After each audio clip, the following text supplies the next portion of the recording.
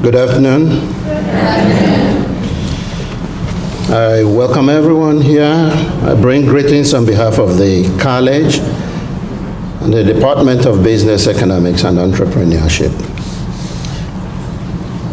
I look around and see a lot of parents, and let me show my appreciation for parents to be here.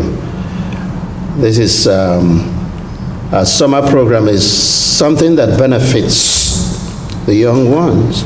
And whenever we have parents around, it shows how much they care about their children, in this case about their daughters, participating in summer program.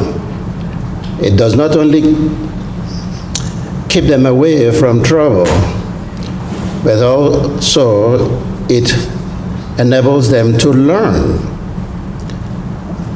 The summer program for our Center for Entrepreneurial Studies has organized this institute for years now. And each year we have students who come and then they write back appreciating what they learned from the institute. So parents, you're on the right track, helping your daughters. And for the girls who participated this year, I hope you learned a lot. In the past, I've asked some others how it went, and they would say, oh, we had fun. Well, it's not only about having fun, but it's also about learning.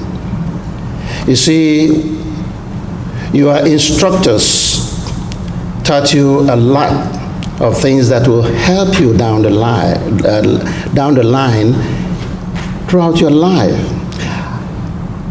I had the opportunity to sit in yesterday to listen to your some of your elevator pitch, and I was impressed with some of you because you have this idea.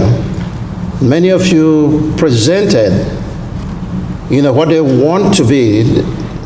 They explained the type of businesses that they were going to start. That's very interesting that at this age you are thinking in terms of business.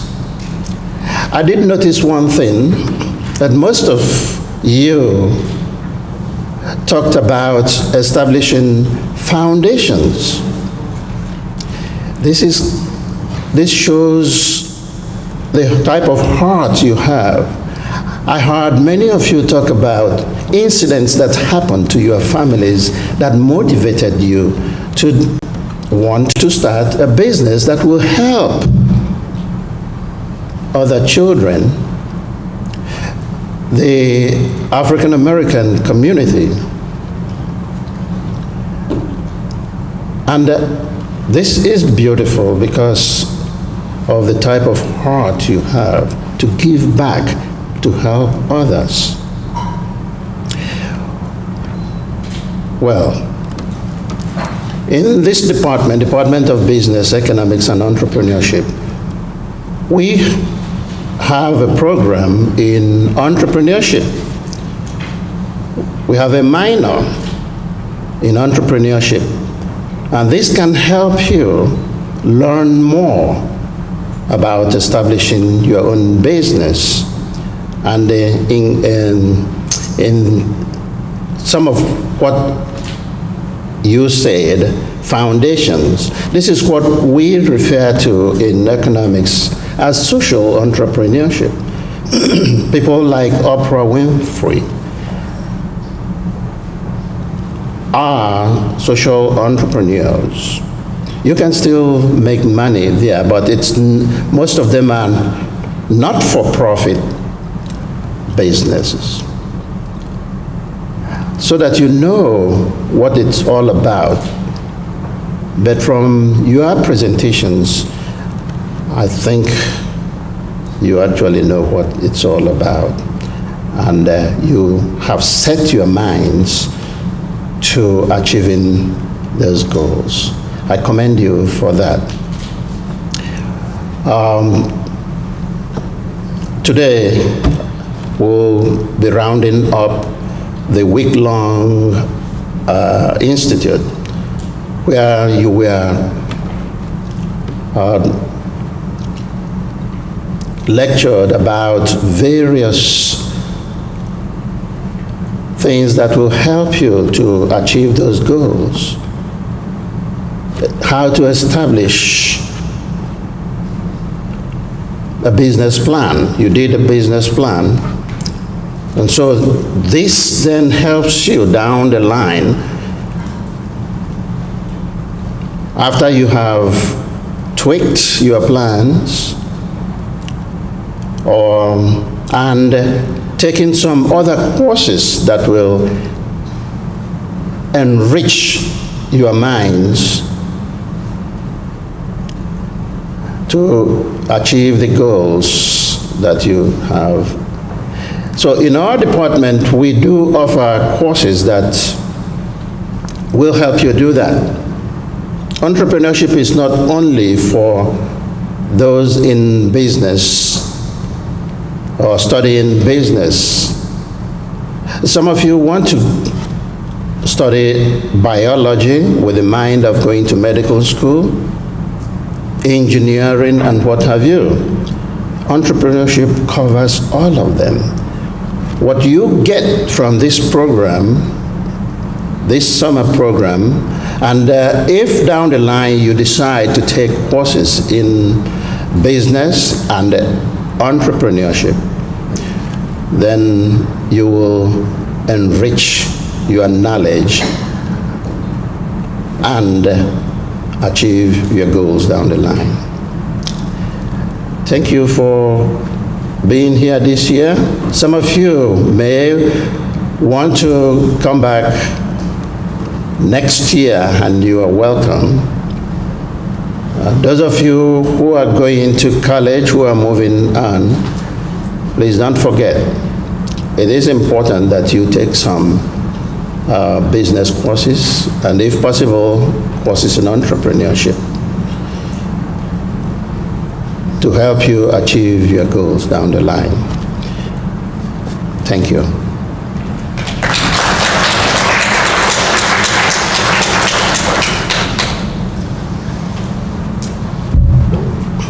I'm going to invite Zella Hinton to do the invocation.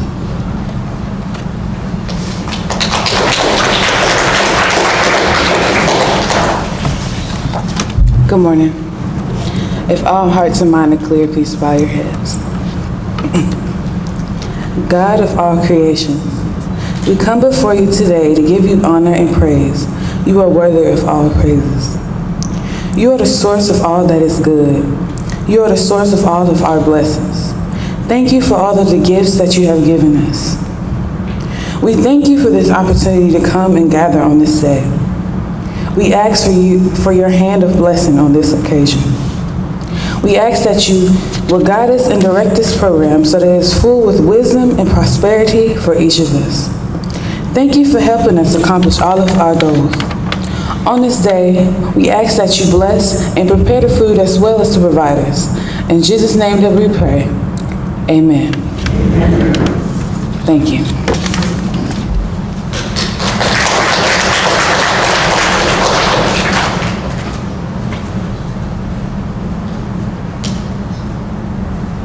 At this time, we're going to prepare for the luncheon.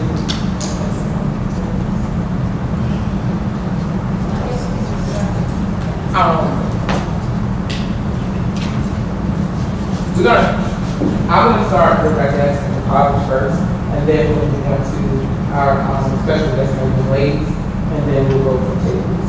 But if we start with this table, our conversation, the administration. At this table. That's the guest speakers. Yes. Oh, there's.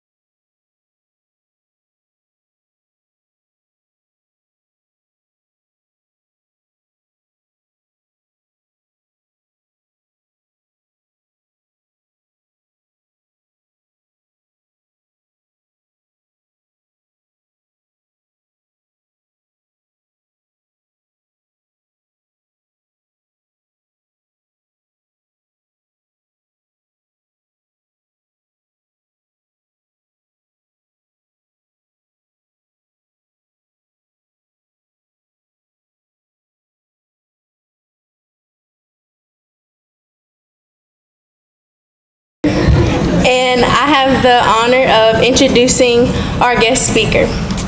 Dr. Rhonda Von Shea Sharp is the founder and president of the Women's Institute for Science, Equity, and Race, the first think tank to focus solely on social, economic, cultural, and political well-being of colored women.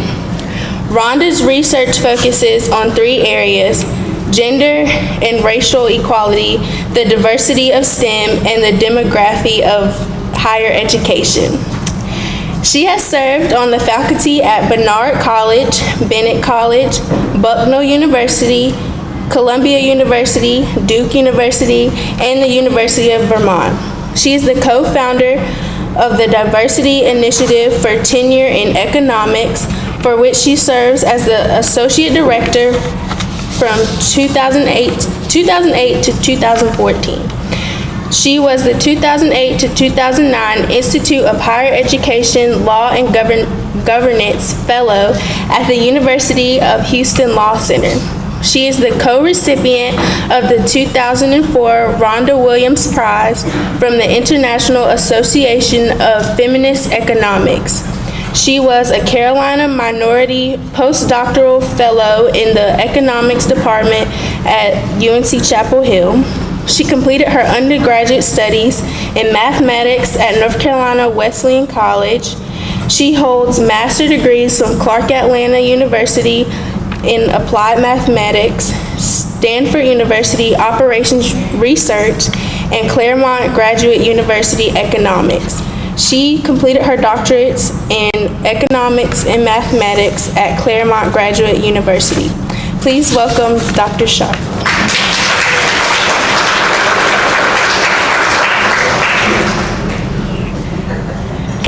Thank you, Destiny. So as a speaker, one of the challenges is you never want to be between lunch, right? Because folks are like, can you hurry up so I can go eat? And you also don't want to be after lunch, because if it's been a good lunch, the itis starts to set in and people will start to drift off. So I've got some corny jokes to kind of bring you in.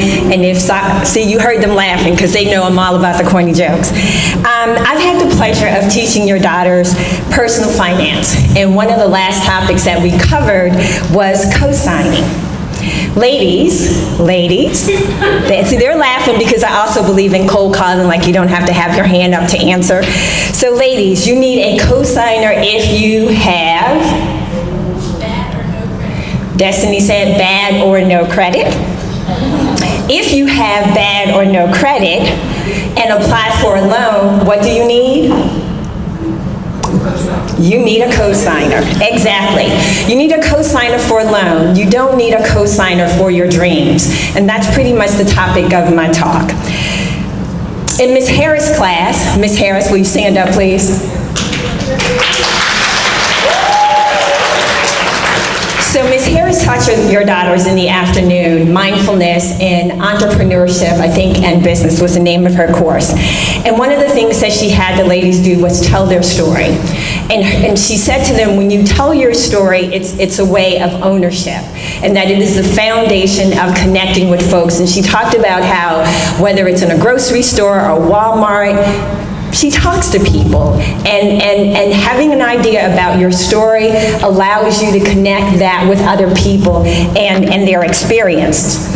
I think often when we meet folks, we look at their education, we look at their sexuality, we look at their race, we look at their gender, we think about their economics, and you presume there is no way that we have a common experience. There's no way that we're going to connect. There's nothing that we have in common.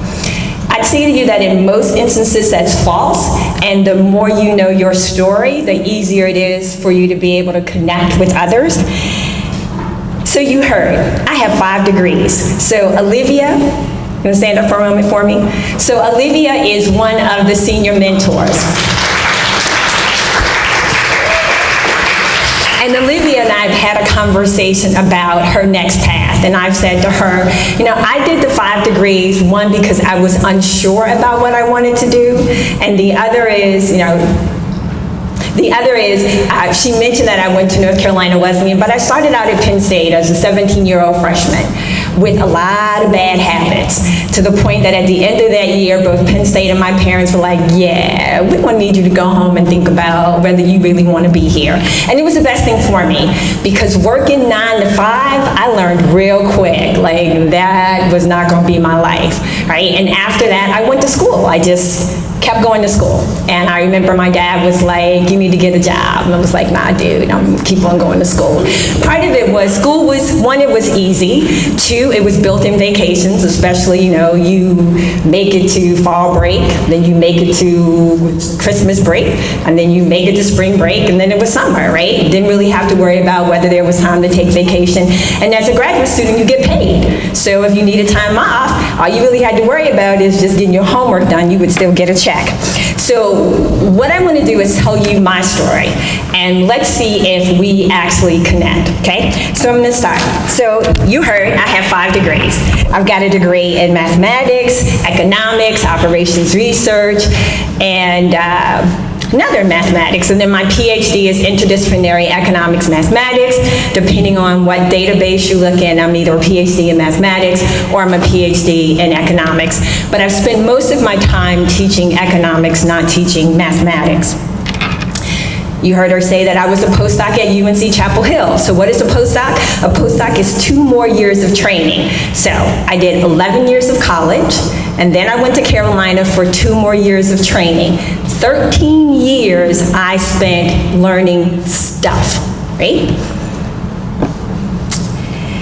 My mother offered recently, because I'm a little argumentative, you know, I think of it as Carla McLucas in the front was like, no, yes. When I have an opinion about something, like it's mine, I'm gonna stand on it, and the ladies are probably sniggling because we had an intense conversation about gift giving that went like an hour and probably 30 minutes, if not longer. And I said to my mom, you know, thanks, but I think I got enough degrees, I'm gonna pass on getting that law degree, right? So here's what I'd say to you. Even with a PhD, I've been unemployed not once, but twice. Not once, but twice. 5 degrees in STEM areas, 2 years as a postdoc at Carolina, and I've been unemployed twice. I don't ever remember being unemployed before I went to graduate school, but suddenly I started getting more education, and unemployment became my friend. My first stint at unemployment happened after I finished my postdoc at UNC Chapel Hill. I didn't tell my parents, partly because I didn't think they would understand, like I knew my dad wouldn't understand, and the last thing I was gonna tell him was like, yeah, I spent all these years in school and I don't have a job. But I did have a 2-week pity party, all me. And in those 2 weeks, I did things like I looked to see how much money would I get from unemployment. I took a look at that and I was like, wow, this is the same amount of money that I'm gonna get that I got paid when I was a postdoc. So I told myself, the only difference was I used to get a check from the state that said UNC Chapel Hill. Now I get a check from the state that says the Unemployment Commission. It was still a check from the state of North Carolina, just 2 different departments. That was my rationale for the first time that I was unemployed. My unemployment ended when I got a job at Duke. You're probably thinking, unemployment to a job at Duke, probably not a bad deal. But every employment opportunity has its challenges. I left Duke to go to the University of Vermont. Yes, Vermont. Very white and cold, but I loved it. University of Vermont was good to me. I spent 3 years at the University of Vermont, and while I was there, I had to fight Duke for my vacation pay. Why? Because Duke told me that I was, as a research scientist, that was a staff position. Now, with all those years of education, this was the first time I had not read the faculty handbook. Every place I had ever gone, even as a student, I read the handbook because I believe in rules. Now, my mother will tell you that's so that I can break them. I say I don't believe in breaking rules, but I surely believe in bending them. But I try not to break them. But if you don't know the rules, you don't know what people can and cannot do to you. I didn't read the faculty handbook. Had I read the faculty handbook, I would have known as a research scientist, I was a faculty position. Therefore, I didn't qualify for vacation pay. But I would have told them up front, as opposed to tracking my time and then leaving Duke and then just coming through, rolling through HR and was like, I'm here to pick up my check. And they were like, what check? And I was like, my check for vacation pay. And they were like, no, you don't qualify for vacation pay because you are a research scientist. A year it took me to get my check from Duke. And I'll tell you, when you fight people for your money, you're always wrong. You are always wrong when you fight somebody for your money. They're never wrong. And in this instance, I'll say to you, it was on both of us. Shame on me for not reading the faculty handbook, and shame on Duke for not doing right up front, okay? When I left the University of Vermont, I came to Bennett. Now, this was my second time at Bennett. I'd been at Bennett as the interim department chair for business and economics under Jeanette Cole, and I was really excited to come back to Bennett as department chair under Julianne Malveaux. She was a fellow economist, and I'd say as a grad student, she was my shero, because you don't really see that many outspoken black women like her, and if you've never seen Malveaux, she's not one to play with, right? Like, you do not come at her any ways that even look close to being wrong, or she will be quick to check you. As a chair, I had some challenges with my dean, and I remember saying to her I was going to quit. And my mom was like, wait a minute, and I should say, my parents are sitting here, so my mom and Aubrey, so my mother, Betty Hobson and Aubrey Hobson, please stand. Why don't do that? Stand up. They can't see you. Okay, so my mom was quick to say to me, wait, you don't need to quit your job, just stop being chair. So to the ladies, I say to you, just every now and then, your parents will have a clue about what you're going through, although we think they are like clueless about whatever we're experiencing. Every now and then, they understand. So I didn't quit being chair.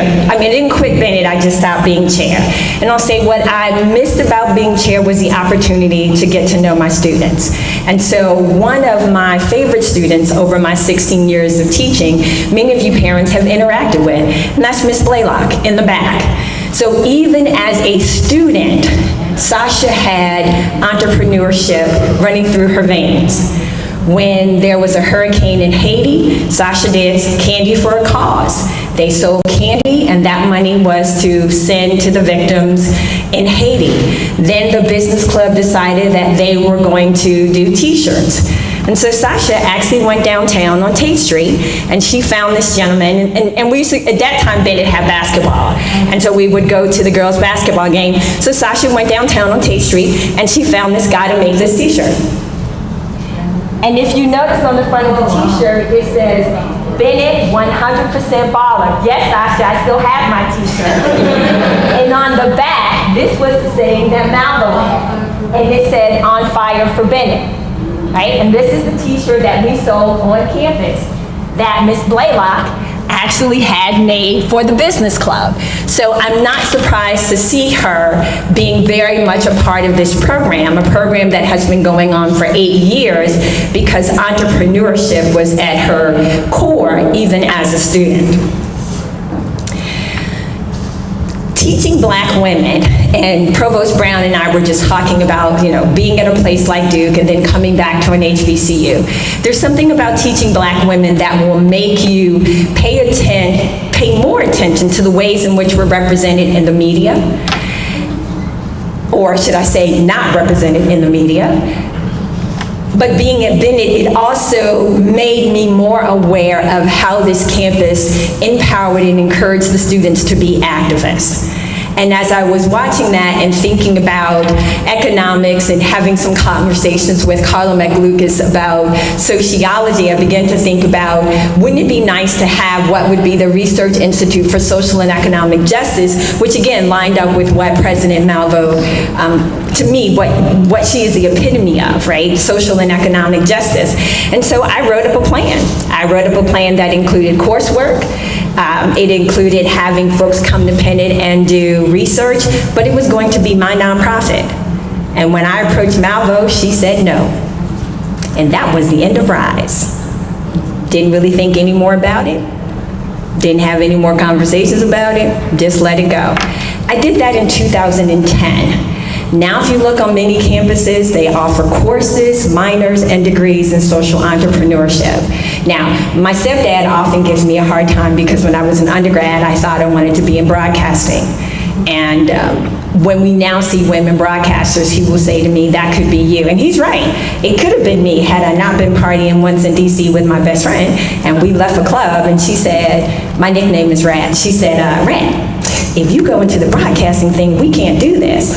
And I was like, ooh, you're right. And I was done with broadcasting, right? Because I thought, wherever I go party needs to be my business, and I don't need to be looking over my shoulder with somebody going, isn't that girl from television? Nah, because when you out, you do some things that you need. Vegas always, what happens wherever it is, it stays right there. So I let the whole broadcasting go, just like I did Rise, when Malvo told me no.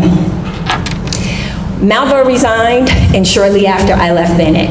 I'm not gonna have a conversation about why, we'll just say I left, and I went back to Duke. But this time when I entered Duke, I entered with the expectation of starting my nonprofit, which would now be the Women's Institute for Science, Equity, and Race. While I was at Duke, I interviewed at Bucknell University for the MacArthur Professor in Public Policy.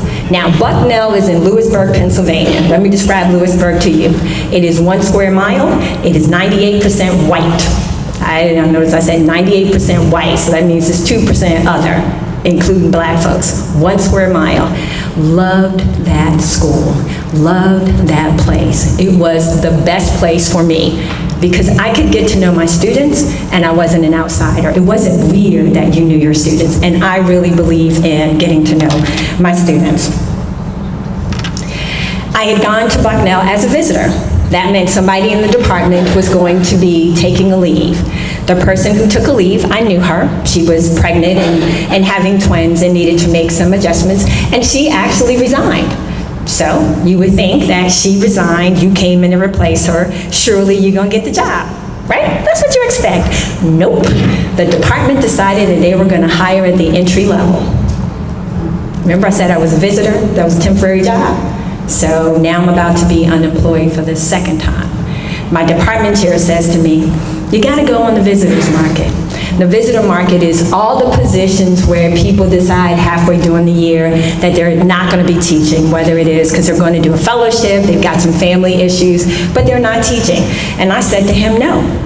And he looked at me like I was crazy. See, that was something he had forgotten. I'm an only child. I can go home to the purple room, and the purple room is my room at my parents' house, which my stepdad constantly says it ain't my room, but every now and then he slips up and says, your mail is in your room, because it is my room, right? I could go home to the purple room, and I had rental property, right? So I didn't have to go on the visitors market, and I didn't. My mother would probably remember this story differently than me. So I called my mom and I said, for my birthday, I would like money to complete my nonprofit paperwork. And my mother said, in that mother's voice that we all know so well as kids, how much is that gonna cost? Okay. And I responded in my daughter attitude voice, do I ask you for money? And my mother said, yes. And I said, bye, Mom. And I hung up. Now she's smiling because she's like, yeah, I don't think that's the way it went. But that's how I remember it, so that's how I'm telling. I have to say, in hindsight, it was a good thing because I did a little research and I realized that I could complete the paperwork myself. But the thought of being unemployed for the second time weighed heavy on me. So what did I do?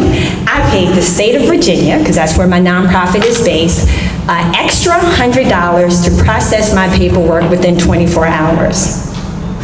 I'm out jogging with my buddy Deborah, and when you're training, you run walks so you can build up your stamina. Every walk interval, I'm like this, like the kids, checking my email. Don't have an email from them. Now, I know they got my paperwork because I submitted double the information, so they called me and said, which one of these do you want us to accept? And I was like, I don't know. He's like, well, you submitted the same information twice. So I was like, okay, take this. And he was like, okay. So now I'm annoyed because they got my paperwork and more importantly, they got my money. So I'm like, I need a response on my incorporation.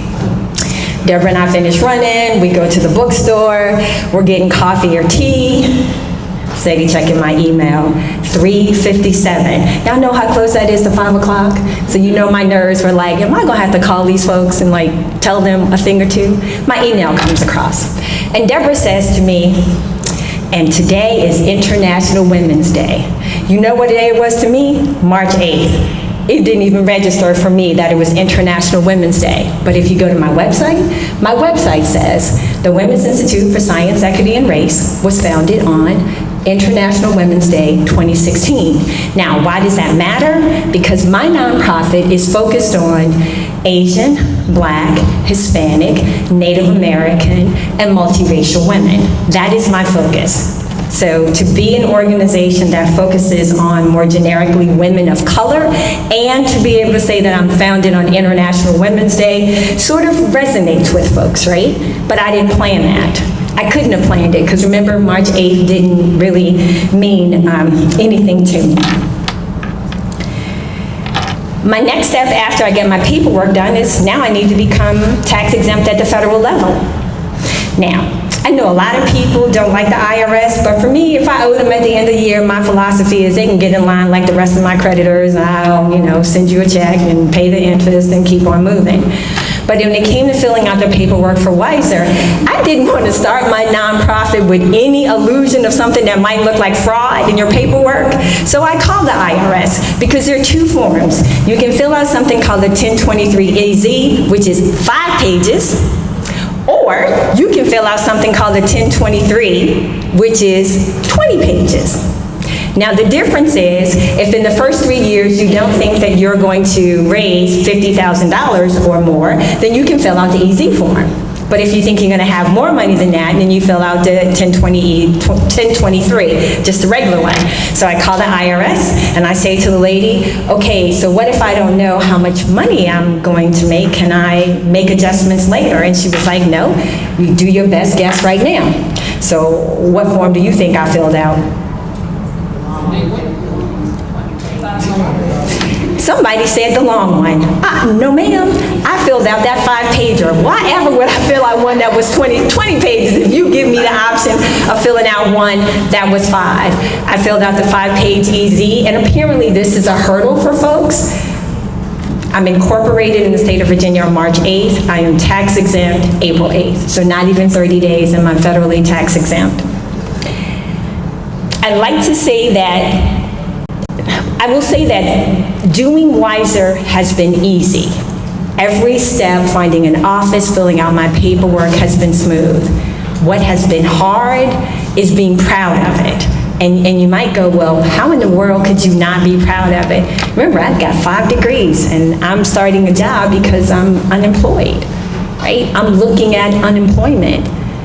That's why I'm doing this. I didn't do it because, like I said, when I first came into Duke, that's not when I did it. I did it when I looked up and thought, 4 years of looking for a job, I didn't have any more to give. I was in an area in academia and they're constantly saying, we're looking for diversity. We can't find Black people with STEM degrees. Well, here she is. And if you remember, Destiny said, not only did I have 5 degrees, but I'm the co-founder of a program that trains junior faculty to get tenure track positions, and I couldn't get a tenure track position. Wasn't a good feeling. I felt a great deal of shame. I felt like a failure.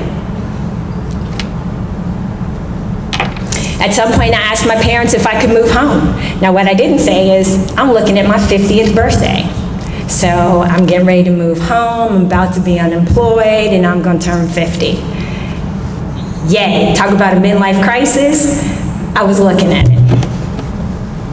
I moved home on like July 23rd, 24th. In fact, we drove past Pence, and my mother said to my stepdad, are you having Pence shakes? Because I move a lot and they move me. She's like, are you looking at the Pence truck, getting a little nervous? Took my stepdad along a little bit to catch that. Then it finally registered. Yeah, we're driving by the Pence truck and I'm not having to move Rhonda. Imagine that, right? So I moved home, and I don't like Richmond. That's where I grew up. But it's working for me in terms of my nonprofit. I've got inexpensive office place, and I'm close enough to DC. August 29th, so I turned 50 on August 11th, 2016. August 29th, I get an email from the Carrie Miller Show, Minnesota Public Radio, to come on and talk about a report looking at Black, Hispanic, white wealth gap. I'm like, okay. Now, I officially become unemployed on August 31st. The Carrie Miller Show was the first time that I was introduced as the president and founder of the Women's Institute of Science, Equity, and Race. A little bit of the shame disappeared, but not enough for me to really be like, here's my card. The next month, Carrie Miller has me back on her show. You know, I'm starting to like Carrie a little bit, right? I'm like, hey, Carrie, you and I could be friends. This time she has me on and talk about invisibility of Black women. A little more shame disappears. But my insecurity about Wiser is a long ways from over. I'm sorry I wasn't able to put up my website, but people would go to my website and they'd ask me, who did your website? And I'd be like, why? Right? And they'd go, oh, it's nice. Then I'd be like, oh, I did it, right? Because, you know, you never know, it's like when you do your hair at home, but you think it looks cute, and then you have to go out for somebody else to say, oh, your hair looks really cute. Then we're like, yeah, I did it. But we don't own it until somebody else is like, yeah, it's cute. And I should say, Professor Jeffries is sitting in the front. She taught your daughters around social media entrepreneurship, sits on my board. We spent many hours picking out colors, because colors is not my lane. Like, I like what I like, but that's Tamara's lane. She's got me on the website. If you pick green, then green has to go with this color and this color and this color, and I'm just like, can't I just have the colors that I like and just like call it a day? No. Carla's shaking her head at me, no, Rhonda, you can't do that. And that's exactly what Tamara said to me. Earlier this year, I was feeling some kind of way, as the young folks would say. I began to think, what was I thinking to think that I could start a nonprofit research think tank? So I called my Uncle Jack. Now, my Uncle Jack is a character. He's a really good story joke teller. I don't think he's ever met a stranger. But my Uncle Jack decided when my cousin Jocelyn finished at A&T that he wasn't going to work for corporate America anymore. Now, my Uncle Jack is also highly educated. Uncle Jack worked for Napa delivering auto parts because he said if the order was wrong, they could call the store. It wasn't his issue. And then Uncle Jack started selling shoes. So that's who I talk to when I'm feeling down. And this is what my uncle asked me. He said, what have you ever attempted and failed? And that's a real important question, not just for me, but probably for everybody in this room when you're feeling down. What have you ever attempted and failed? And you know what I told my uncle? I said, getting another job in academia. And my uncle said to me, so you created yourself one. Now, you might say, that should have made you feel good. Nah, because it doesn't change the fact that I failed in this particular arena. Whatever I have with Wiser and whatever success I achieve with Wiser will not change my feeling of failure in the academic space. It will never compensate for that. I can be proud of it, but it's never going to change my feeling of failure in that particular space. Last weekend, I went to go visit my Aunt Doris, who's my mother's youngest sister. And part of it is, when you venture to do some things, it is really hard for people not to see you in the space that they see you in. So I've got lots of academic friends who continue to send me jobs, and Provost Brown and I were talking about someone we know in common, Sandy Darity, and Sandy's at Duke, and I've worked with Sandy for about 17 years. And I finally had to say to Sandy, I'm not coming back to academia. And he was like, oh, right, like, I'm not coming back. Like, I'm not looking to come back, y'all can stop sending me jobs. So I'm talking to my Aunt Doris about just being tired of not feeling supported, thinking about the people that you've looked out for and not getting it back. So if anybody has heard that the new Marvin Sapp song, I don't know if it's called Listen or something, and he has a line in there where he's talking about, you've done all these things for other people and now that you need, folks don't have anything for you. I feel like that often with respect to Wiser. So my aunt says to me that my mother told her that she didn't think Wiser was what I should be doing, that given my level of education and my experience, that I could get a job. But I looked for a job for 4 years. They didn't want me. But I think my mother told her in the next part something far more important. She said, but I want her to be successful. And that's the subtle difference between having somebody co-sign on what you want to do and having somebody support what it is you want to do. Now, my mother may not agree with what I'm doing, but she wants me to be successful. So she gives me $200 every month for my nonprofit. My rent's $225. Now, I think secretly it's payment for me cutting grass with my stepdad that they just don't want me to know. And yes, I moved home at 50 and I learned how to cut grass. Now, I can't weed eat worth the darn, but I can drive a zero-turn lawnmower, right? That I learned to do.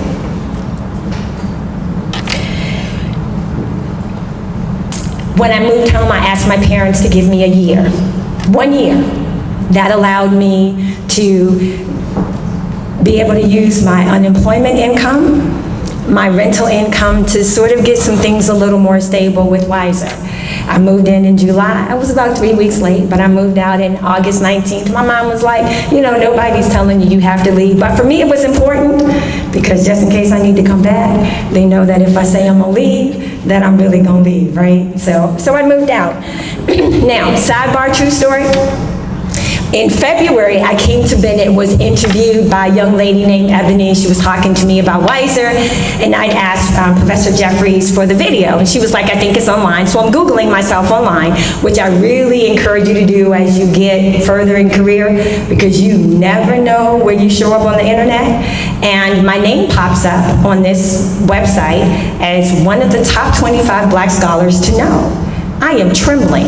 Now, in fairness to them, they did send me an email, but they sent it to my info@Wiser, and that's where the junk email goes. So I saw it and figured it was one of those like, pay us X amount of dollars and we'll put your name on the list, so I didn't read it. But that wasn't what it was. It was these folks actually telling me that they had selected me to be on the list of the top 25 Black scholars to know. I'm number 19 on the list, so I'm telling my mother. And I was like, Mom, you know his name, one of 25 Black scholars to know. And I'm telling her I'm number 19. And my mother says to me, how do you get to be number 1? Only a mother, right? Only a parent would ask you, like, what do you gotta do to be number 1? And I say, Mom, it's alphabetical order. I actually have to change my name in order to be number 1. I am in between, it's Toni Morrison, it's me, and then there's the older conservative, a communist named Thomas Sowell, who's on the list.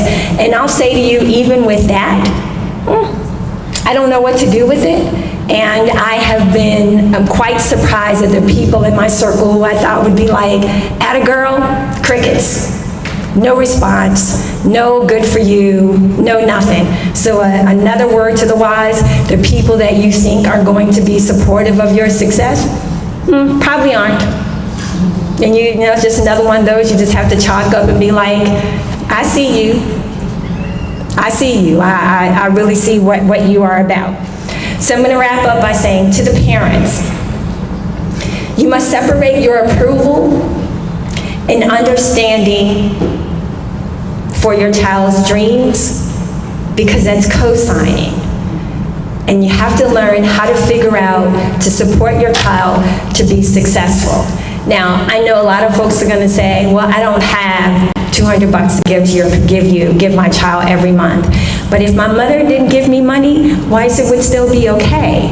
What my parents did give me was a place to live for a year, right? What I don't get, I mean, every now and then my mother will talk to me about going to do adjunct work, but what I do so well, I ignore her when she says that to me because I don't want to do adjunct work. But every now and then she'll be like, yeah, you should go work for such and such. No, Mom, I'm not going to do that, right? But what my parents did give me was a home, right? I had meals every day, laundry. I don't cook and I ain't a huge fan of laundry, right? I have to worry about those things, right? And that allowed me to actually focus on Wiser. My stepdad opens up his network. He's a retired from the sheriff's department, and it's in the county that he grew up in. So I'm about to have a conversation with someone at Virginia Union University through a network with my father, my stepdad, right?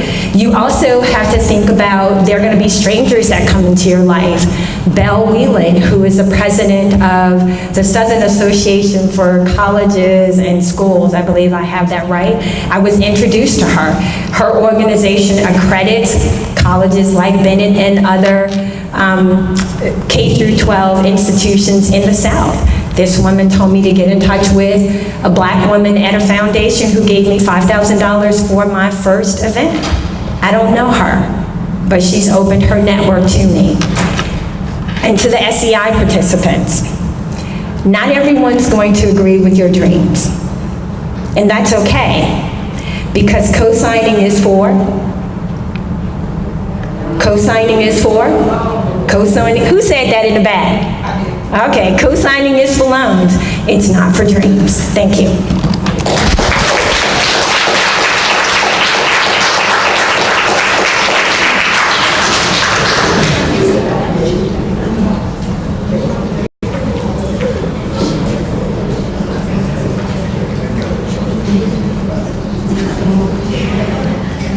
Thank you, Dr. Sharp. I did appreciate your kind words. Good afternoon, Provost Dawkins, senior leadership, parents, guardians, friends, family, and guests of the college. Thank you for attending and supporting the 2018 Summer Entrepreneurship Institute. I will be brief, as I understand everyone wants to enjoy their 4th of July holiday, especially some of my students who are already packed up and ready to go. So I'll keep it brief. But I want to thank senior leadership and staff of Bennett College for working diligent with me to make sure this program happens every year. Thank you, specifically Ms. Sylvia Nicholson.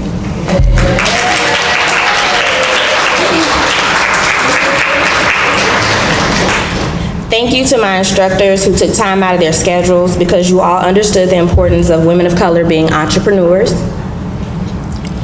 To my mentors, thank you all for working with me this year through everything. You all have been my backbone, my eyes and ears, and a wonderful representation of Bennett Bells. Many of you participated as students and have come back to mentor these young ladies each year, and some of you have even chosen Bennett College, my alma mater, to attend, and I appreciate that. To my parents, thank you for trusting me with the care of your daughters throughout the course of this program. I know some of you came up almost every day, but thank you for giving me a little bit of trust with them this summer. If many of you all don't know, this program is a 10-day rigorous residential program where these young ladies went to class from 7 a.m. to 7 p.m. and created a business plan within 9 days to pitch in front of judges. So I don't know if you know, but that's not the normal way that happens. That is very rushed, and I just want to give them a big round of applause.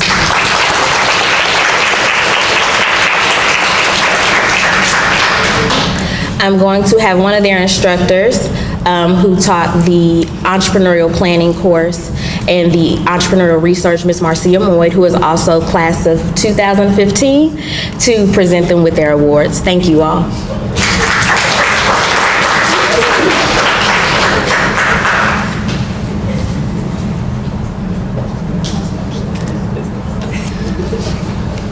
Greetings. I will say it has been a pleasure working with each of the young ladies. And this year I'm working with the program for the past 4 years. And this year my own daughter decided to come into the program. But it always amazes me on the first day from asking them, well, what type of business or service? I don't know. And then seeing them on the day pitching their business. Just to see what a week does to them in their minds, and to see them when they actually see it all coming together. I congratulate each of you because it took me 4 years to get all of my stuff together for my business plan, and you ladies did it in 1 week. So I do congratulate you on that. We're going to begin, we're going to give awards to each of the participants, and then we will announce the top 3 winners of the pitch composition. We will do those awards immediately after. So the first person is Jayza Braley. You can share. And you will find Ms. Braley downtown Greensboro at her law firm.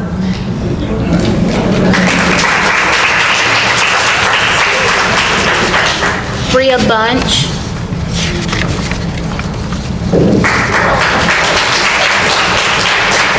And if you're looking for some organic foods, you can find Miss Bunch, and she'll help you with that. Nasiah Cheek. We have the owner, CVC, a cardiologist, Vascular Center.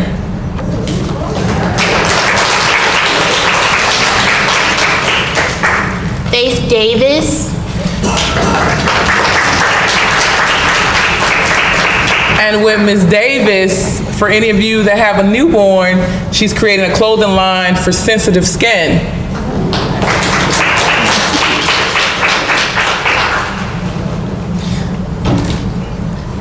Takia Deloach.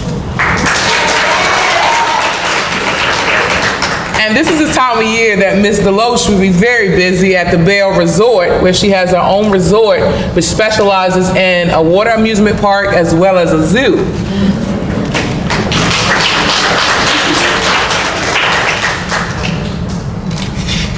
Destiny Finger.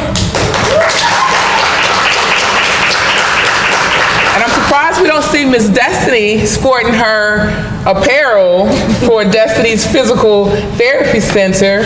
We were very impressed because Miss Destiny came in yesterday in front of the judges where she had designed a t-shirt for her business as well as her business cards. Zanaya Foster.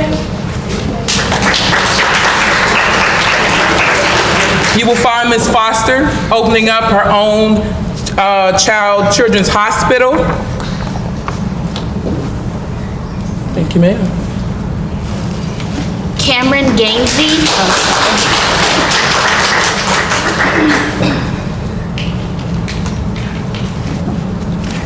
You Are Smart. You Are Smart is a nonprofit catering to tutoring kids in the High Point area.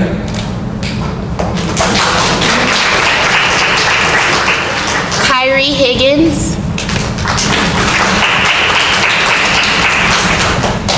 And you'll find Ms. Higgins designing, tailoring clothing for the curvy woman at Upgraded Boutique. Zalea Hinton.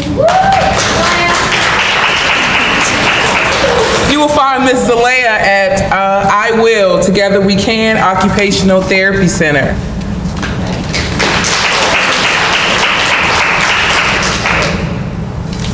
Gianna Howard. Travel downtown Greensboro and you may see a food vendor called There's No Place Like Home International Food Truck. You may find Ms. Howard. Keonda Kearney.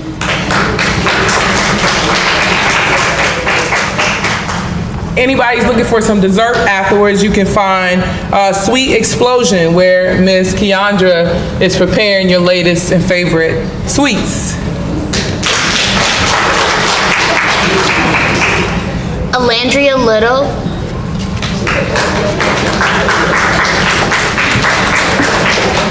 We can find Ms. Little at Bria's Wellness and Rehabilitation Center.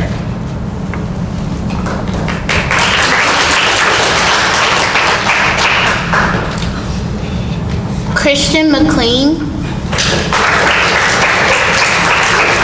Anybody looking for some property? Please make sure you see Miss McLean because she has. Invest. You can invest in that real estate.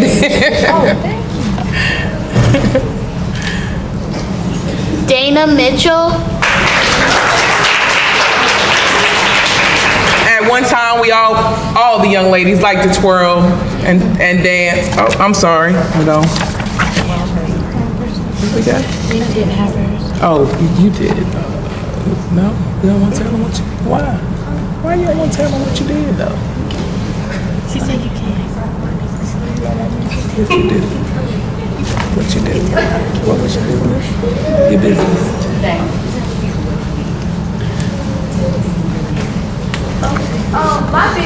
was a splash of confidence where depression helps him.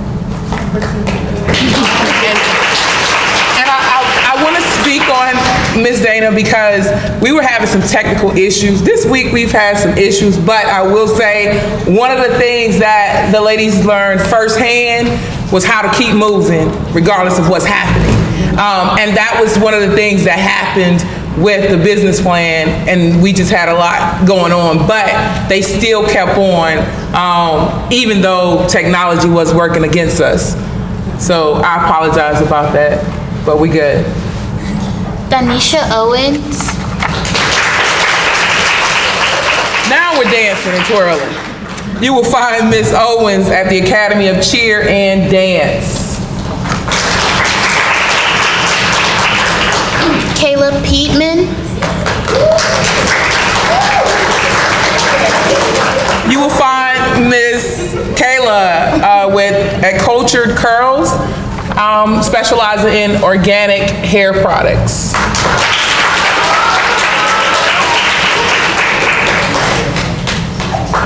Jamila Ridley. We'll find Ms. Ridley at Able Cancer Center, continuing the fight.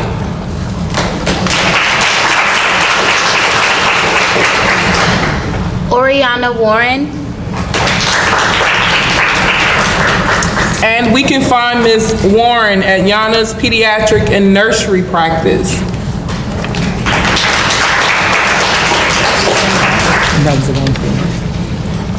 Thank you, ladies. At this time, we're also going to present one of the volunteers. It takes a special person to give up their summertime to volunteer and help encourage and grow other young women. So at this time, we're going to present Chanel McMillan with the volunteer award.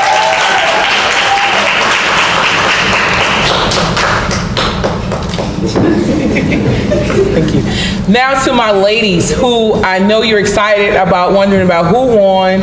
I do want to say that it was very, very, very close, meaning that we had 10 people who were like within 1 point of each other. So it was very, very close. It ended up being down to the wire with your actual business plans and us literally looking for spelling mistakes in business plans to see who was going to be the winner.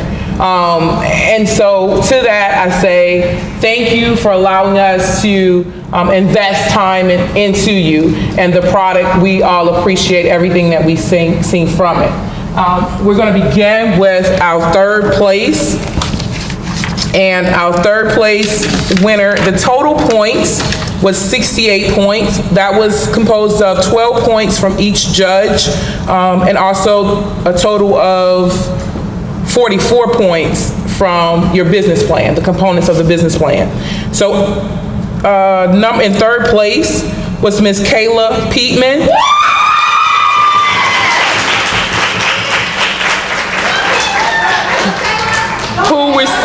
Who received 54 of the 68 points.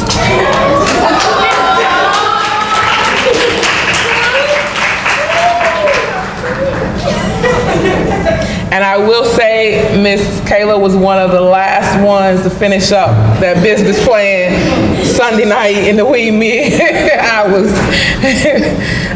Second place with 58 of the 68 points goes to Ms. Bria Bunch.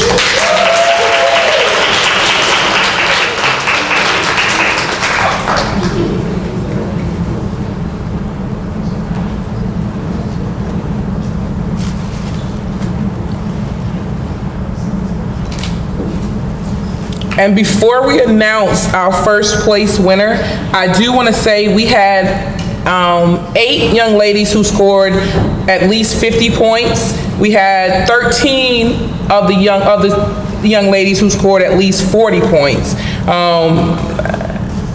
And our first place winner had a total of 60 of the 68 points, and that goes to, I'm going to say her name wrong, so I'm not going to say it. I'm gonna let you come and say her name. Jaza Brady.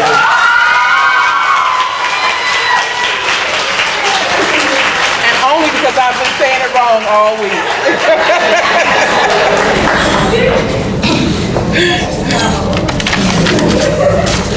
Ladies, we do thank you, and I tell you, it was a pleasure of working with you. Yes. We wanted to give an award to one of the young ladies who had some technical difficulties. Her whole presentation at 12 midnight was deleted, but she came into the room with her business card and her t-shirt, Miss Destiny.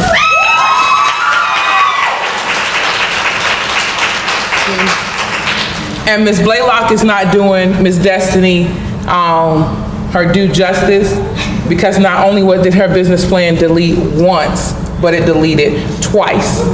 And she sat on, I said, look, Ms. Williams is not leaving until we get what you want. And we sat there. Mom came over. Where's Mom? Mom came over because we were really upset because that was the second time. Computer just blinked. I called in my IT person.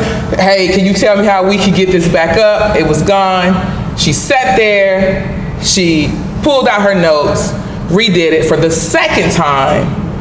Came in, I don't know when she had the time to go back, make a t-shirt, hand print business cards.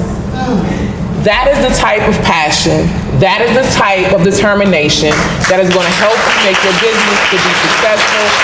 And we saw that in you, and we just want to say we thank you for just helping us to see what determination will get to you. Thank you. We also wanted to present another gift. The students thought it would be a great idea to sign a book for Dr. Sharp. So we wanted to present this to you.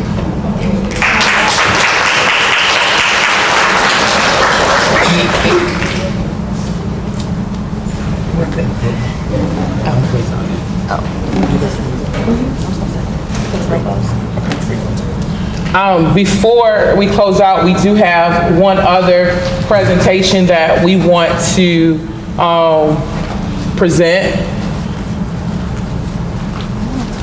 You want to? You do? So on behalf of all the mentors and the SEI students, we want to present Ms. Blaylock with something. Don't you cry. Come here. So this was from the parents. They got you a towel set. Thank you. Here is a card. We all wish you well in the card. Thank you so much. And then we got you from the students a little de-stressing pack because we know we gave you a lot. Thank you. So.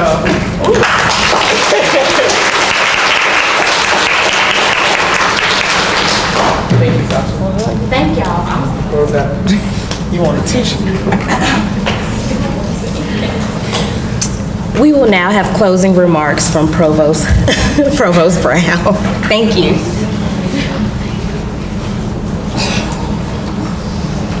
I too will keep this brief. Well, what I would say is that this is the conclusion of the 9th Summer Entrepreneurship Institute. I want to first thank Mrs. Sasha Blaylock and Dr. Walston for putting this together, for your planning and implementation of what clearly is a rigorous program. I was sitting here thinking, when I was a junior and senior in high school, I would have never thought of some of the things that these young ladies have thought about. And I hope they leave with a sense of accomplishment that they've learned a great deal, and then also accomplishment and that they have a plan that they can continue to work on. And I hope all of you will continue to work on a plan. I agree that there's nothing more exciting than entrepreneurship. When I was talking to you about businesses, I never told you I owned a nanny service.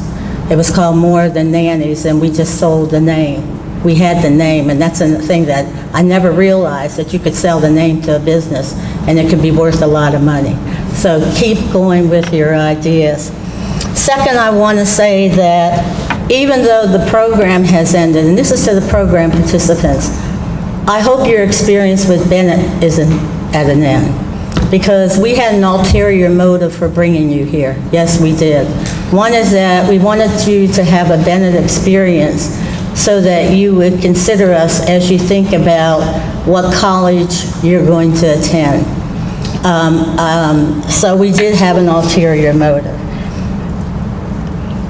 And and we have somebody coming in this fall, I think, who participated in this program. I don't know how many of you have read the story about Jasmine Harrison, the young lady that got accepted by 100 colleges, over 100 colleges, and had $4 million in scholarship money. Well, she's going to be coming to Bennett this fall. And someone told me that they spoke to her and asked her why she chose Bennett. She said, I chose Bennett not only for the exceptional educational experiences, but I chose it because of its network of sisterhood. She said somebody had told her that the relationships that you create at Bennett remain with you throughout. And it reminds me of what we say here at Bennett. We say education for the future, sisterhood for life. And finally, I want to congratulate you participants and for choosing what I think was the right road. And I say this because as a mother of a daughter who was a junior and senior, and who each summer I tried to get to do educational things. She wanted to go to a camp to where she could play baseball and soccer and eat as much as she wanted to and just have what I considered mindless activity. I wanted her to go to an activity that would keep her on the trajectory of college and being prepared. And I want to thank you and the parents for keeping your daughters on that trajectory because it's very important. And so I wish you much success in your future endeavors and thank you for choosing Bennett, even if it was for the summer.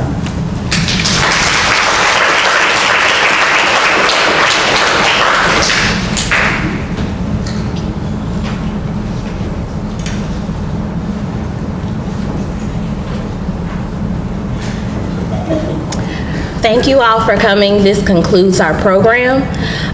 To parents and students, if you still have to check out of the dorms, we will be walking over to assist you with that. But thank you for coming.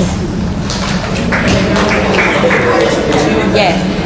Ladies, if we could please get a group picture in the foyer where the Bennett seal is, ladies. Thank you.